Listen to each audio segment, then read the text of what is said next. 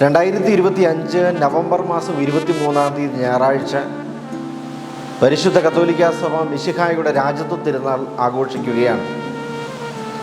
ഈ തിരുനാൾ ആഘോഷത്തിനൊരുക്കമായി ഇടുക്കി രൂപതയുടെ മാധ്യമ വിഭാഗം നമ്മുടെ രൂപതയിലെ ക്രിസ്തുരാജൻ്റെ നാമധേയത്വത്തിലുള്ള ഇടവകകളിലൂടെ നടത്തുന്ന യാത്ര.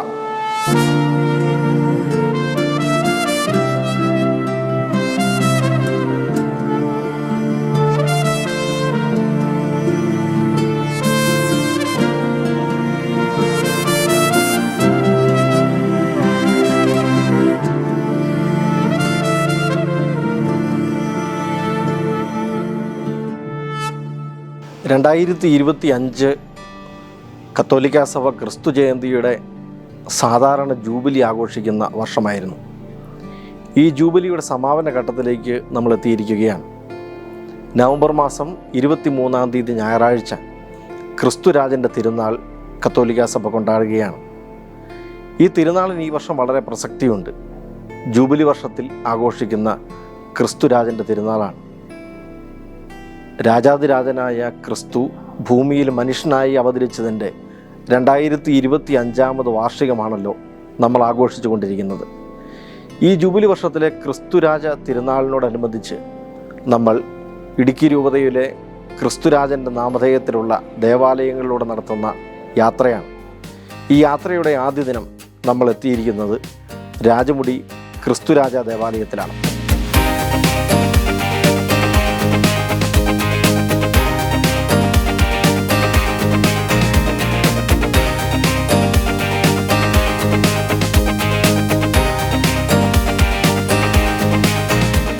ഇന്നേക്ക് 50 വർഷങ്ങൾക്ക് മുമ്പ് ഇവിടെ ഒരു വൈദികൻ താമസിച്ചുകൊണ്ട് ആരംഭം കുറിച്ച ഇടവക.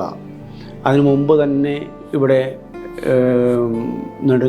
ഉപ്പുതൊട്ടിൽ നിന്നും കിളിയാറ് കണ്ടത്തു നിന്നുമൊക്കെ വികാരിച്ചുമാർ വന്ന് കുർബാന ചൊല്ലിയിരുന്നുവെങ്കിലും 1975 ഇവിടെ സ്ഥിരമായ അച്ഛൻ താമസം തുടങ്ങിയത്. അങ്ങനെ ഉള്ള ഇടവക ഇന്ന് 300 ചില്ലുവാനം കുടുംബങ്ങൾ കൊണ്ട് വളരെ ഭംഗിയായി മുന്നേറുകയാണ്. ഈ കാലഘട്ടങ്ങളിലൂടെ വന്നുപോയ എല്ലാ വികാരിച്ചമാരെയും അനുസ്മരിക്കുന്നു. ഈ പ്രദേശത്തിന് പേര് പള്ളി വന്നതിന് ശേഷമുണ്ടായതല്ല. പള്ളിക്ക് മുമ്പ് തന്നെ രാജമുടി എന്ന പേര് ഇവിടെ ഉണ്ടായിരുന്നു. അതുകൊണ്ട് ഇവിടെ പള്ളി സ്ഥാപിച്ചപ്പോൾ ക്രിസ്തുരാജനെ ഈ ദേവാലയത്തിൻ്റെ മധ്യസ്ഥനായിട്ട് പ്രതിഷ്ഠിക്കുകയായിരുന്നു. ക്രിസ്തുരാജൻ്റെ ഭക്തരാണ് ഇവിടെയുള്ള എല്ലാവരും. നമ്മളൊക്കെ കുടുംബ പ്രതിഷ്ഠയ്ക്ക് ചൊല്ലി പ്രാർത്ഥിക്കുന്നത് അങ്ങ് ഈ കുടുംബത്തിൻ്റെ രാജാവാകണമേ, ഞങ്ങളുടെ പ്രവൃത്തികളെല്ലാം നിയന്ത്രിക്കണമേ എന്നൊക്കെയാണല്ലോ. ആ പ്രാർത്ഥനയുടെ അർത്ഥത്തിൽ തന്നെയാണ് ഈ ഇടവകയിലെ രാജാവായി ക്രിസ്തുരാജനെ പ്രതിഷ്ഠിച്ചിരിക്കുന്നത്. നാട്ടുമ്പുറങ്ങളിൽ നിന്നും കുടിയേറിയ കർഷകരായിട്ടുള്ള സാധാരണ മനുഷ്യർ അധിവസിക്കുന്ന ഒരു ഗ്രാമപ്രദേശമാണ് രാജമുടി.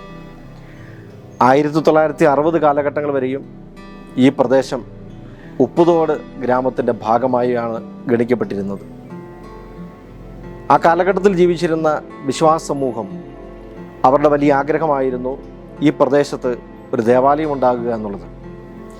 അവർ കുടിയേറിയ കാലത്ത് ജീവിതത്തോട് ചേർത്ത് പിടിച്ച വിശ്വാസത്തിൻ്റെ ആഴമേറിയ ബോധ്യത്തിൽ നിന്നുകൊണ്ട് അവർക്ക് പരിചിതനായിട്ടുള്ള വൈദികരോട് അവരുടെ ആഗ്രഹം അവർ പ്രകടിപ്പിച്ചു. അതിൻ്റെ ഫലമായിട്ടാണ് 1970 ക്രിസ്തുരാജൻ്റെ നാമധേയത്തിൽ രാജമുടിയിൽ ഒരു ദേവാലയത്തിന് തുടക്കം കുറിച്ചത്. 1975 മുതൽ ഇവിടെ വൈദികർ സ്ഥിരമായി താമസിക്കുകയും ഇവിടെയുള്ള ആളുകളുടെ ആത്മീയ കാര്യങ്ങളിൽ ശ്രദ്ധ ചെലുത്തുകയും ചെയ്തു വരുന്നു. ഈ ഇടവകയുടെ ആദ്യ കാലഘട്ടങ്ങളിൽ ശുശ്രൂഷ നിർവഹിച്ച് നേതൃത്വം നൽകിയതെല്ലാം കോതമംഗലം രൂപതയിലെ വൈദികരായിരുന്നു. അവരുടെ ആത്മാർത്ഥമായ സേവനവും കഠിനാധ്വാനവും ഈ ഗ്രാമത്തെ ആകമാനം വളർത്തി എന്ന് വേണം നമ്മൾ മനസ്സിലാക്കാൻ.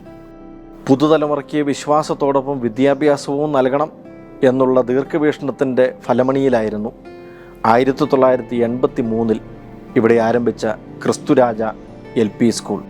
ധാരാളം വിദ്യാർത്ഥികൾക്ക് അറിവും വിദ്യാഭ്യാസവും അതോടൊപ്പം ധാർമ്മികതയും സദാചാര ബോധ്യവും നൽകാൻ കഴിഞ്ഞതിൻ്റെ ചാരിതാർത്ഥ്യത്തിലാണ് ഈ സ്കൂൾ ഇപ്പോൾ മുന്നോട്ട് നീങ്ങുന്നത്.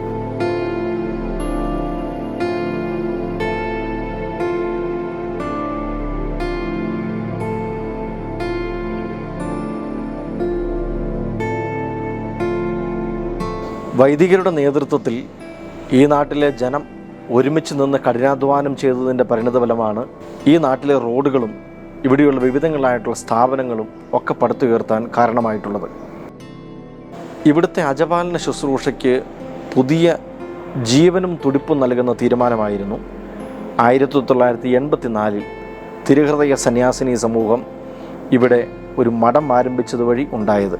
ഇടുക്കി രൂപത സ്ഥാപിതമായതിനു ശേഷം ഈ മഠമാണ് തിരുഹൃദയ സന്യാസിനി സമൂഹത്തിൻ്റെ പ്രൊവിൻഷ്യൽ ഹൗസായി രൂപാന്തരപ്പെട്ടിട്ടുള്ളത്. 1995 ഈ ഇടവക സ്ഥാപിതമായതിൻ്റെ രജത ജൂബിലി ആഘോഷം നടന്നു. ജൂബിലി സ്മാരകമായി അന്നത്തെ വികാരിയായിരുന്ന ബഹുമാനപ്പെട്ട ജോർജ് പാട്ടത്തക്കുഴിയച്ഛൻ്റെ നേതൃത്വത്തിൽ ഇപ്പോഴുള്ള ഇടവക കാര്യാലയത്തിൻ്റെ നിർമ്മാണം പൂർത്തിയാക്കി വെഞ്ചിരിപ്പ് നിർവഹിച്ചു. 2014 രാജമുടി ഗ്രാമത്തെ സംബന്ധിച്ച് വളർച്ചയുടെ വലിയ കുതിപ്പ് സമ്മാനിച്ച വർഷമാണ്. ഉന്നത വിദ്യാഭ്യാസ മേഖലയിൽ വലിയ സാധ്യതകൾ തുറന്നുകൊണ്ട് ഇടുക്കി രൂപതയുടെ കീഴിലുള്ള മാർസ്ലീവ കോളേജ് ഇവിടെ ഉദ്ഘാടനം ചെയ്യപ്പെട്ടു.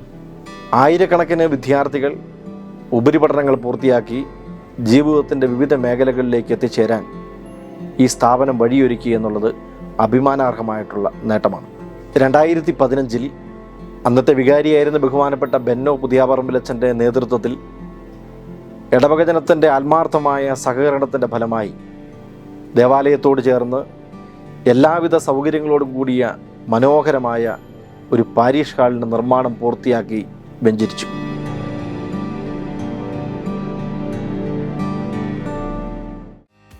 രാജമുടി ക്രിസ്തുരാജ ഇടവക സ്ഥാപിതമായിട്ട് ഇന്ന് 55 വർഷങ്ങൾ പൂർത്തിയാകും. 5.5 പതിറ്റാണ്ട് നീണ്ട ചരിത്രം പരിശോധിക്കുമ്പോൾ കുടിയേറ്റ ജനതയുടെ ആഴമേറിയ വിശ്വാസത്തിൻ്റെ ബോധ്യത്തിൽ നിന്നുകൊണ്ട് ക്രിസ്തുരാജനിൽ ശരണം പ്രാപിച്ച് ഒരു ജനത നടത്തിയ ആത്മീയ യാത്രയുടെ പരിണിതഫലമാണ് ഇന്ന് ഈ ഗ്രാമം അനുഭവിക്കുന്ന സമൃദ്ധിയും സന്തോഷവും.